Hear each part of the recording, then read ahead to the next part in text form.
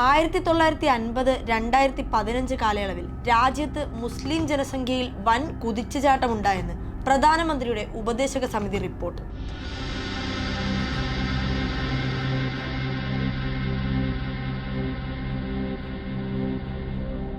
അതെ, നാട് മുഴുവൻ നടന്ന് വിദ്വേഷ പ്രസംഗം നടത്തി അത് ജനങ്ങൾക്ക് കല്ലുകടിയായി. അതിന്റെ പ്രശ്നങ്ങളെല്ലാം ഉണ്ടായതിന് പിന്നാലെ പ്രധാനമന്ത്രിയുടെ ഉപദേശക സമിതി പുതിയ റിപ്പോർട്ട് പുറത്തിറക്കിയിരിക്കുകയാണ്.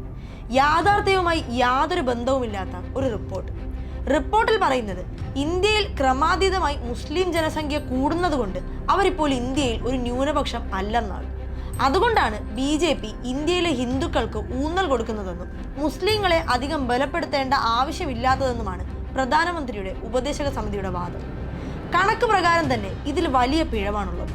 ഉപദേശക സമിതിയുടെ റിപ്പോർട്ട് പ്രകാരം 1950 മുതൽ 2015 വരെയുള്ള കാലയളവിൽ ഹിന്ദുക്കളുടെ ജനസംഖ്യാ വിഹിതം 7.8% കുറഞ്ഞു.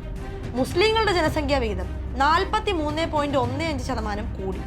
തീർത്തും വസ്തുതാവിരുദ്ധമായ പച്ചക്കള്ളമാണ് ഈ സർവേയിലുള്ളത്.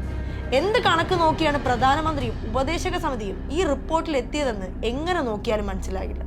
ഇനി ഇതിന്റെ ശരിയായ കണക്ക് പറയാം. 1981 മുതൽ 91 വരെയുള്ള കാലഘട്ടത്തിൽ മുസ്ലിങ്ങളുടെ വളർച്ചാ തോത് 32.9% ആയിരുന്നത് 2001 മുതൽ 2011 വരെയുള്ള കാലഘട്ടത്തിൽ 24.6% കുറയുകയാണ് ചെയ്യുന്നത്. ഇതിങ്ങനെ ശതമാനക്കണക്കായിട്ട് പറഞ്ഞാൽ ആർക്കും മനസ്സിലാവില്ല. പ്രധാനമന്ത്രിയുടെ ഉപദേശക സമിതിയുടെ റിപ്പോർട്ട് പ്രകാരം മുൻപുണ്ടായിരുന്നത് 10 മുസ്ലിങ്ങളായിരുന്നെങ്കിൽ ഇപ്പോൾ അത് 12 ആയി എന്നും ഹിന്ദുക്കളുടെ എണ്ണം ഇതേപോലെ തന്നെ കുറഞ്ഞുവെന്നുമാണ് സർവേയിൽ പറയുന്നത്. യഥാർത്ഥ കണക്കിന് നേരെ ഉൾട്ടയാക്കിയാണ് പ്രധാനമന്ത്രിയും കൂടെയുള്ളവരും ഈ റിപ്പോർട്ട് സമർപ്പിച്ചിരിക്കുന്നത്. ഇതിന്റെ പ്രധാന ഉദ്ദേശം ജനങ്ങളെ തെറ്റിദ്ധരിപ്പിക്കുക എന്നത് തന്നെയാണ്. ലോക്സഭാ തെരഞ്ഞെടുപ്പ് 3ാം ഘട്ട വോട്ടെടുപ്പും കഴിഞ്ഞതോടെ BJP ആകെ പാനിക്കായിരിക്കുകയാണ്. കഴിഞ്ഞ തവണത്തേതുപോലെ പാട്ടും പാടി ജയിക്കാം എന്ന തോന്നൽ BJPക്ക് ഇപ്പോൾ ഇല്ലാതായി. 2019 മുൻപ് വരെ ഒളിഞ്ഞും മറിഞ്ഞും നടപ്പാക്കിയിരുന്ന വർഗീയ അജണ്ടകളെല്ലാം BJP അതിനുശേഷമുള്ള 5 വർഷവും വളരെ ഓപ്പൺ ആയിട്ട് തന്നെ ചെയ്തു തുടങ്ങി.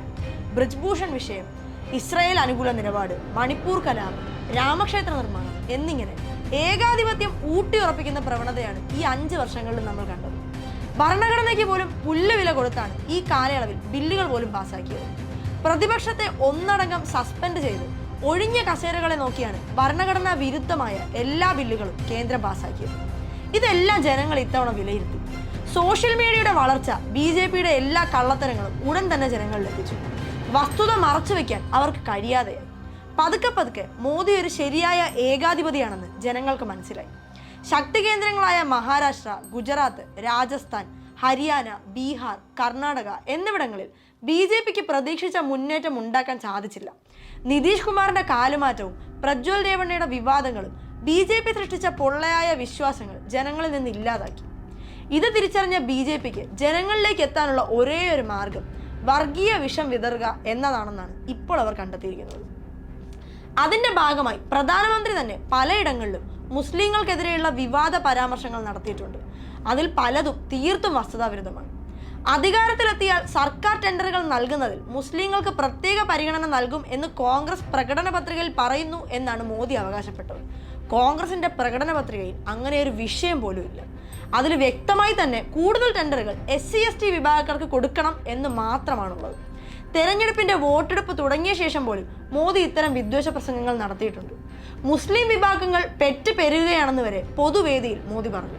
കോൺഗ്രസ് അധികാരത്തിൽ വന്നാൽ രാജ്യത്തിന്റെ സ്വത്ത് മുസ്ലിങ്ങൾക്ക് തീരെഴുതി കൊടുക്കുമെന്നും അത് അനുവദിക്കരുതെന്നും മോദി പറഞ്ഞു. ഹിന്ദു സ്ത്രീകളുടെ കെട്ടുതാലി പോലും മുസ്ലിങ്ങൾ പൊട്ടിച്ചെടുക്കുമെന്ന് പറഞ്ഞു. എല്ലാ അതിരുകളും ലംഘിച്ച് കോൺഗ്രസിൻ്റേത് വോട്ട് ജിഹാദാണെന്നും വോട്ട് ജിഹാദ് വേണോ രാമരാജ്യം വേണോ എന്ന് നിങ്ങൾ തീരുമാനിക്കണമെന്നും വരെ മോദി പറഞ്ഞു. और पहले जब उनकी सरकार थी उन्होंने कहा था कि देश की संपत्ति पर पहला अधिकार मुसलमानों का है. इसका मतलब ये संपत्ति इकट्ठी करके किसको बांटेंगे? जिनके ज्यादा बच्चे हैं उनको बांटेंगे. घुसपैठियों को बांटेंगे.